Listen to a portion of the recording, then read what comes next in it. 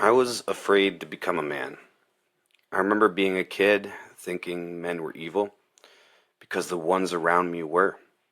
The man who hurt my mother, the one who choked me with a bike chain, the grandfather who passed on generational rot like a legacy. I didn't see strength. I saw control. I saw fear.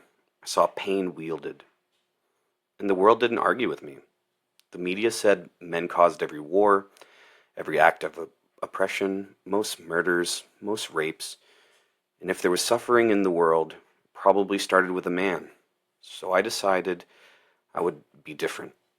I would be good. I would be better. I wouldn't become like them. Then puberty came. Suddenly, the rage inside me didn't have a lid anymore. I fought. I broke things. I snapped. I started to feel it happening. Not in my mind, but in my body. The fear that maybe I wasn't good. Maybe I wasn't different. Maybe I was becoming exactly what I swore I wouldn't be. Men at the edges.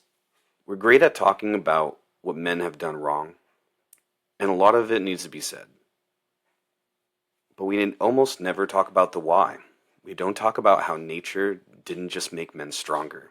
It made them riskier, more volatile, more disposable, more likely to do something incredibly stupid or incredibly brilliant. And there wasn't some patriarchal scheme. This was evolution's gamble.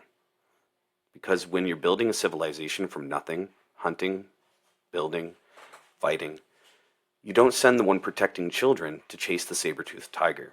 You send the one that you can afford to lose. You send the man. That gamble shaped everything.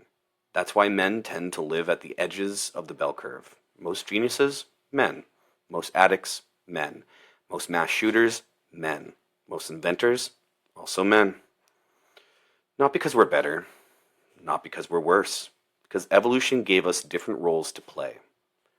Women on average cluster near the center, more intelligent, more stable, more consistent, because nature needed them to survive. Men were built to push the edge, to test boundaries, to fail 10 times just to find one way forward. We break things, we build things. It's not a flaw in men. It's part of the design. No one told us the rules.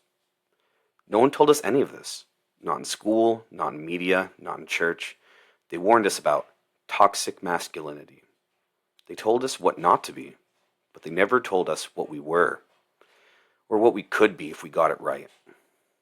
They told us, don't be angry, don't be controlling, don't be a threat. But they didn't explain that those same instincts, anger, dominance, physicality, can be turned into discipline, protection, and restraint. No one told us that strength isn't the enemy. It's where we aim that strength that matters. Anger isn't evil, but you must integrate it, not control it. If you try to cage it, it leaks out in worse ways. If you pretend it's not there, it owns you from the shadows. But if you name it, shape it, wield it with intention, then it becomes something else entirely. Aggression becomes courage. Dominance becomes protection.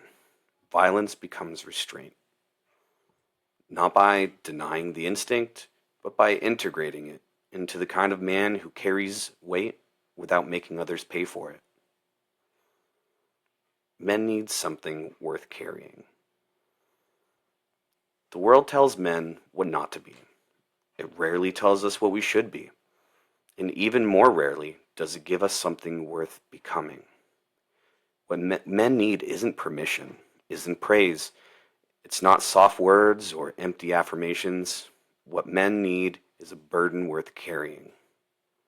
Something noble, something hard, something real enough to sacrifice for.